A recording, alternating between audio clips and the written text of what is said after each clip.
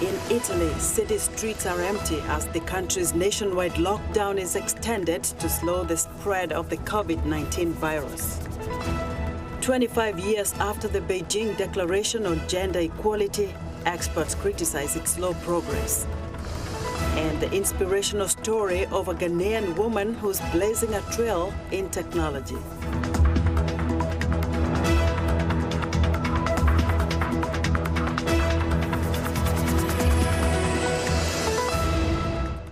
Good evening, I'm Esther Githui-Ewart. It's Wednesday, March 11th, and this is Africa 54. Now, U.S. officials are showing increased concern as the number of COVID-19 cases surpass 1,000. The governor of Washington state is expected to announce a ban on gatherings of more than 250 people, and New York State is instituting a containment zone around New Rochelle, a community with more than 100 reported cases. VOA's national congressional correspondent Catherine Gibson has more on the politics of the coronavirus from Capitol Hill. Italian residents stocked up on groceries and other supplies after the country's prime minister placed all of Italy under lockdown until beginning of next month. Mi sembrano ragionevoli e Now I am going to the office. This morning I have to go in, but after I will work from home. I think the measures are reasonable and constitutionally correct given the state of emergency that the country is in. Authorities should close all shops because otherwise it doesn't make sense if you are still giving people the opportunity to go out, take a walk, enter the shops, and also create gathering places. The new rules restrict people's movement except for work, health, and emergencies. As Italians adapt to new routines, another country, Lebanon, which has about 40 cases, is grappling with its first coronavirus death, leading citizens in Beirut to take extra precautions. I always have alcohol disinfectant spray in my car. I spray it on before shaking hands. I try as much as possible not to mingle with people. Others are not convinced the coronavirus is real. The issue is being overblown. Maybe it's designed to increase the sales of some things or to destroy an economy. Meanwhile, some good news from the Canary Islands, where guests at a Tenerife hotel celebrated as their lockdown was lifted. We've already done the specialized cleanup of the hotel rooms. A specialized company came to do the disinfection, and in a few days there will be new guests in the hotel. The hotel was placed on lockdown 2 weeks ago after an Italian doctor who had been staying there tested positive for the coronavirus.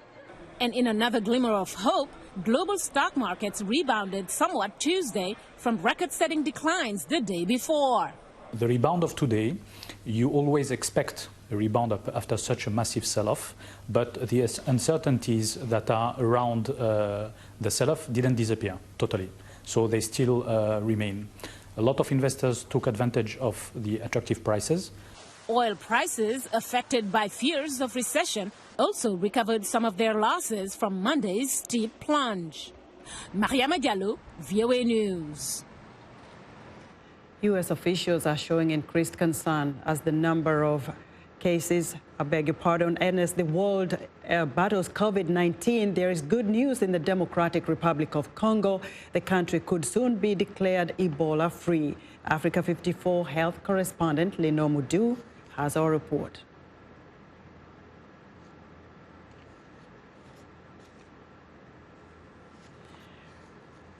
Now, this year marks a major anniversary. All right, the U.S. officials are showing increased concern as the number of COVID-19 cases surpass 1,000. The governor of Washington state is expected to announce a ban on gatherings of more than 250 people.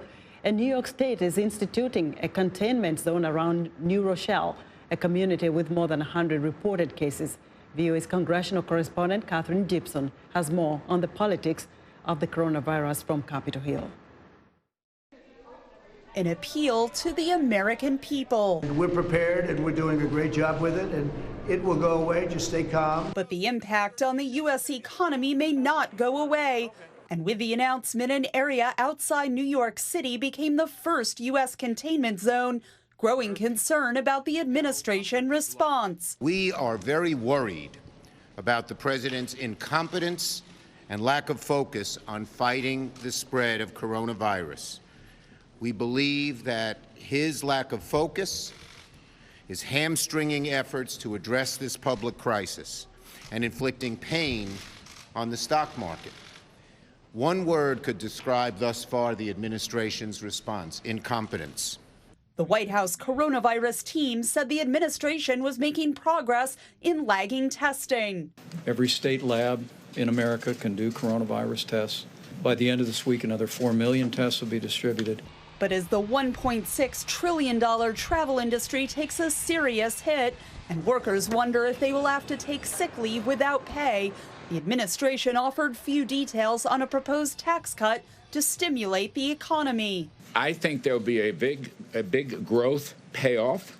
Trump proposing those tax cuts last until after the November election, prompting many Democrats to say he isn't putting the American people first. We need to fill in the gaps in the healthcare system.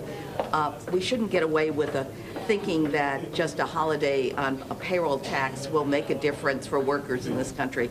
Many lawmakers questioning if they should be in the nation's capital at all.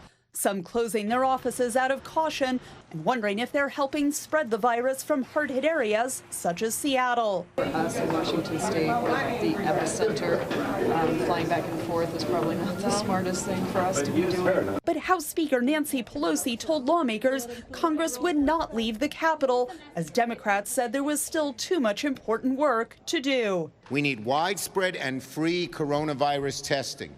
The bottlenecks that don't allow the approval of tests, that don't allow states and private labs to do the tests and do them quickly, must end. Action so the U.S. can avoid even more catastrophic consequences. Catherine Gibson, VOA News, Capitol Hill. Now, as the world battles COVID-19, there is good news in the Democratic Republic of Congo. The country could soon be declared Ebola-free. Africa 54 health correspondent Lino Mudu reports.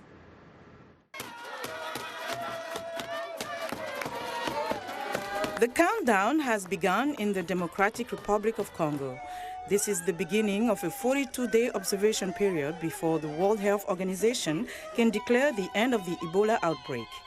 The last Ebola patient, Masika Semeda, was discharged on March 3rd from a treatment center in Benin.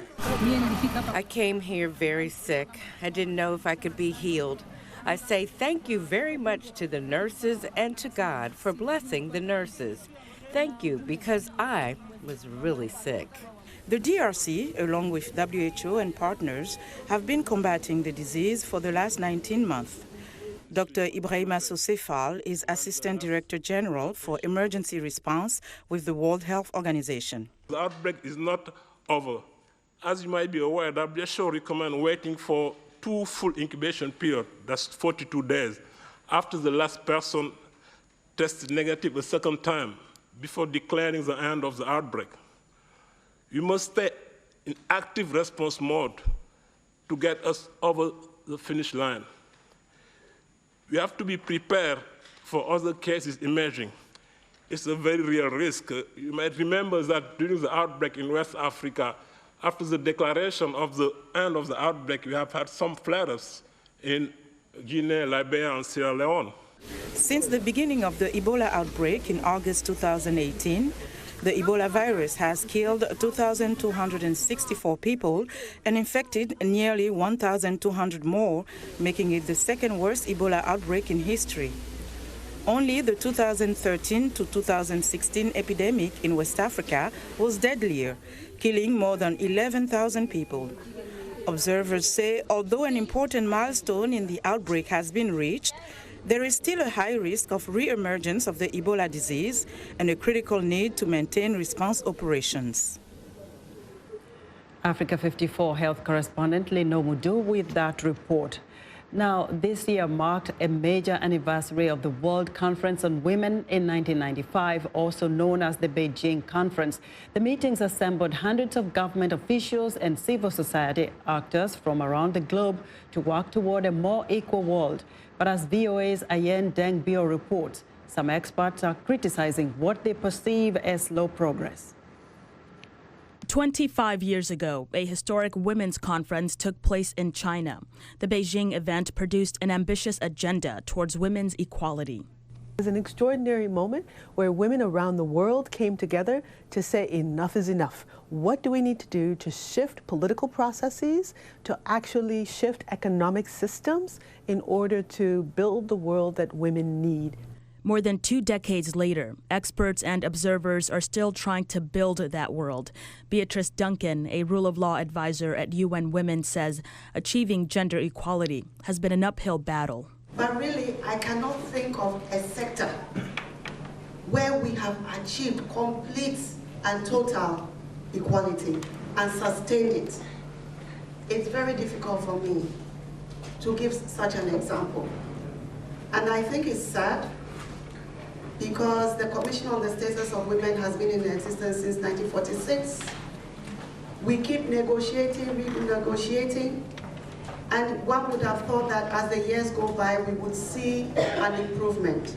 Unfortunately, as we sit here in 2000, we see rather tremendous rollback and pushback on gender equality.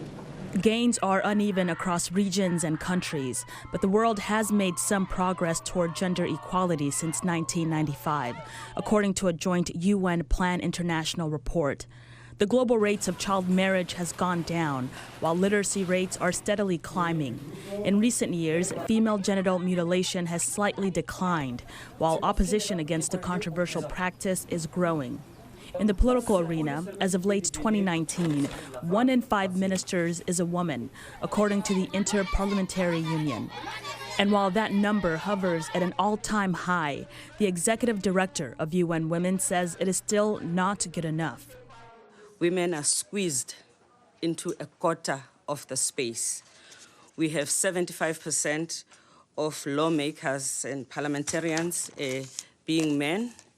We have 73% of managerial positions held by men. We have 70% of climate negotiators, also men. And when it comes to peacemakers, it's even less, even though we know that when women participate significantly, it also guarantees peace that lasts longer. Dr. Jarpa Dawuni, a political science professor at Howard University in Washington, D.C., says the realities of reaching gender equality are even worse for black women. For us as black women and black people, when it comes to issues of equality, it's always been a contested issue. We've had to fight more to achieve that equality than other groups of people have had to achieve.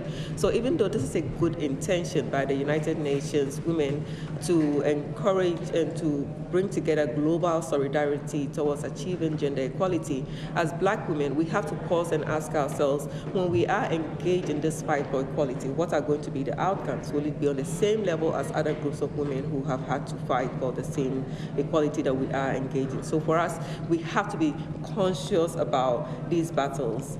Women's rights activists are hoping that the path to building a gender-equal world turns into tangible action. Ayen Dengbio, VOA News, Washington. We're excited to hear what you think about Africa 54. Join the discussion on Facebook. The address is Africa 54. We're also streaming our broadcast live on Facebook.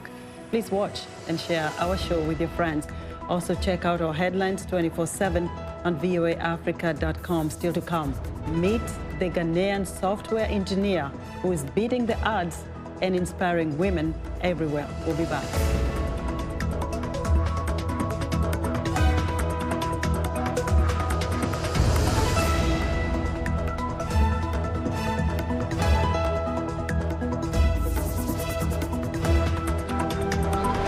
Hello, welcome to Straight Talk Africa, live from the Voice of America headquarters here in Washington. I am Shaka Sali. Straight Talk Africa We call it like it is. We discuss issues that reflect the interests of our audience without fear or favor. We are guided by fact.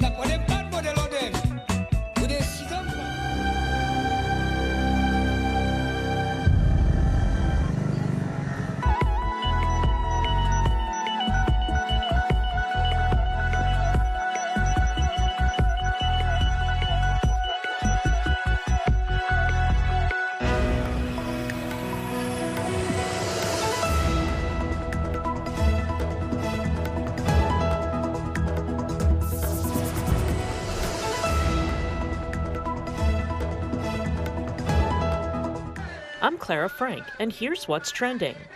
Ivory Coast recently held the 3rd edition of Fabrique Culturelle, aimed at bringing traditional circus to the streets of Abidjan. Performances by Speedy Ivoire Décalé were free for everyone in the streets of the poorer neighborhood of Abobo to the more well-to-do Cocody. For the better off in Abidjan, several performances were held at the French Institute. The circus troupes came from all over sub-Saharan Africa, including Benin, Burkina Faso, Gabon, and Ivory Coast, but also Europe.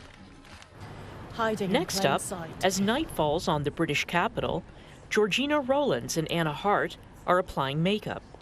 The technique, developed by artist and researcher Adam Harvey, is aimed at camouflaging against facial detection systems. Facial recognition technology works by turning an image of a face into a mathematical formula that can be analyzed by algorithms. CV Dazzle's Cubist-inspired designs thwart the computer. The Dazzle Club holds monthly silent walks through different parts of London to raise awareness about the technology, which they say is being used for rampant surveillance. They're also concerned about lack of legislation to regulate its inaccuracy and how it affects public spaces. And finally, many visitors to this event in Dubai are wearing face masks. But these are not regular hygiene masks. Instead, skeletons, monsters, and squareheads. Welcome to Comic-Con Dubai, the 3-day event that gives anime, movie, and comic buffs a chance to dress up and mingle.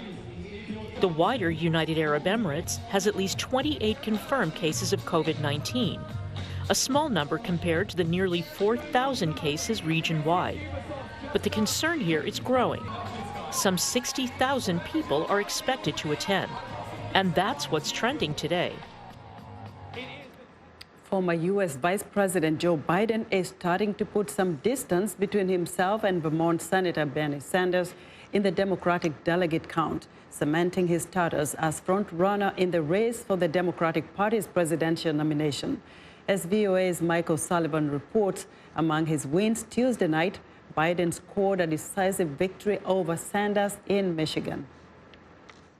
The win in Michigan, with 125 delegates of the 1,991 needed for the nomination, boosts Biden's case that he is the candidate who can beat President Donald Trump. Exit polls indicate he attracted African Americans, older and moderate voters. He's a true Democrat, and I'm a true Democrat, so that's cut in stone right there, and not to mention Joe, he's a good man, Biden also won in Mississippi, again making gains with black voters, and in Missouri, drawing support from other key Democratic voters. Sanders performed better in Washington state, where residents are coping with the new coronavirus and once crowded neighborhoods are empty. The count was tied early Wednesday. Biden and Sanders both canceled rallies in Ohio over coronavirus worries. But Biden spoke in Philadelphia, thanking the former candidates who have endorsed him, and Sanders, who is still in the race. Together, we're bringing this party together.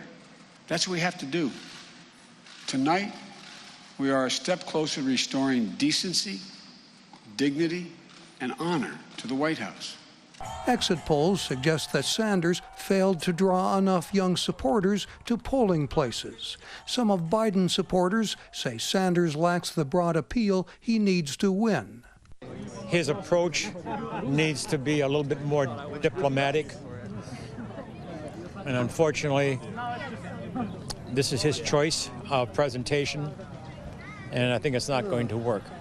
Sanders and Biden will debate Sunday and face off again in primaries March 17th in Arizona, Florida, Illinois, and Ohio. Mike O'Sullivan, VOA News, Los Angeles.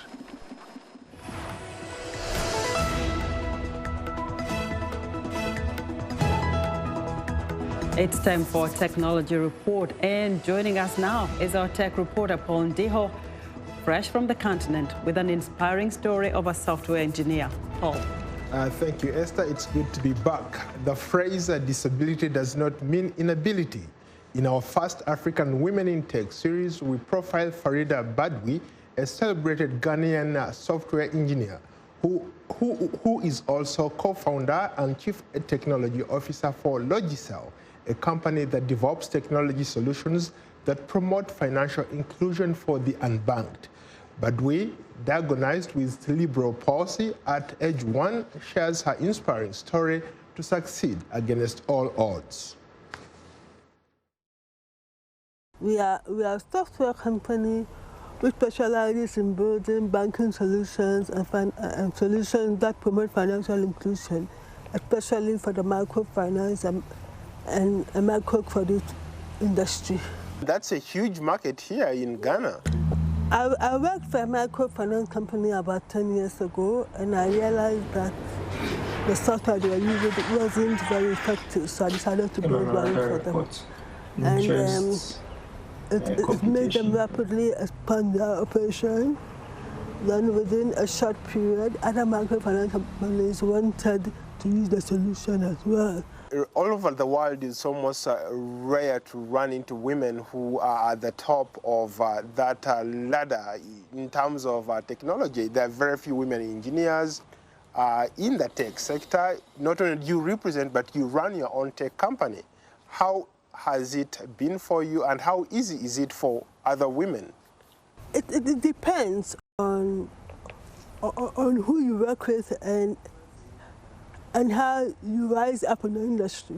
I mean, for me, I was blessed because I got very accommodating bosses who were willing to give me the opportunity to prove myself in the industry. I mean, I started my career about 20 years ago when the numbers were virtually non-existent. I mean, you could count the number of women in tech back then. And I decided that this is what I wanted to do. This is the area that I wanted to specialize in.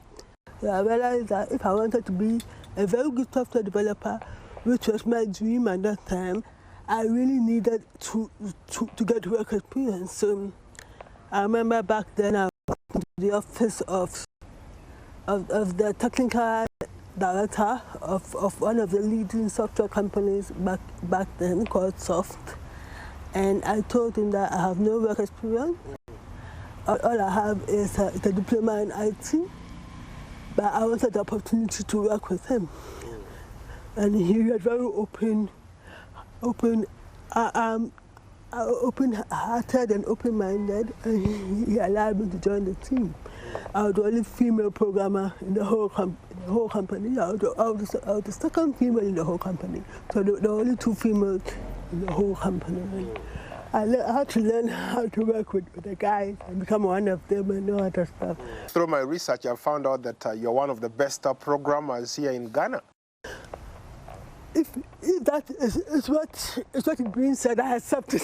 Yes, it's a compliment. Yes, Thank you. What does it take to be like you? There are a lot of women, young women out there who want to be you. What does it take? It takes a lot of hard work and perseverance and knowing what you want and focusing on the goal and letting everything else just not matter. You have to have a single-minded focus, and you have to know. You have to have your own personal milestones, your own personal ambitions, and work towards them. Because nobody will come and hold your hand and tell you that this is how to do it. I mean, back then I didn't have any mentor or anything, so I find it a bit odd when these people feel they need mentors to be able to write, because I didn't have a mentor, I didn't have a role model or anything, but I knew what I wanted and I was willing to work hard to achieve those goals. And I think everybody should do that, because when you are self-reliant, then there's a lot more you can do than if you are relying on somebody to guide you and all of that. You've been able to rise through the ranks in the tech industry here in Ghana. You've also built a successful company. What is like doing that? It involves, I mean, listening to our clients a lot. I mean, observing the trends in the industry. You know, keeping up with the latest technologies that are being used in the world. I mean, realizing where the world is going in terms of financial services or financial inclusion, and staying ahead of the game. That's today's Take a Reporter featuring Farida Badwe. Back to you, Esther. Wow, Paul, such an inspiring story. I am touched, I gotta tell you that. Wow. Be sure to join Paul Ndiho each Wednesday for another technology segment right here on Africa 54. And that's our show for today.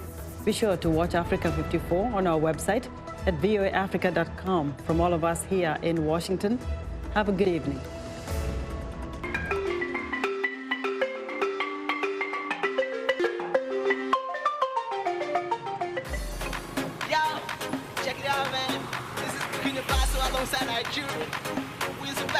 Mr. Soprano, you know what it is, my records, get it on. Too many haters.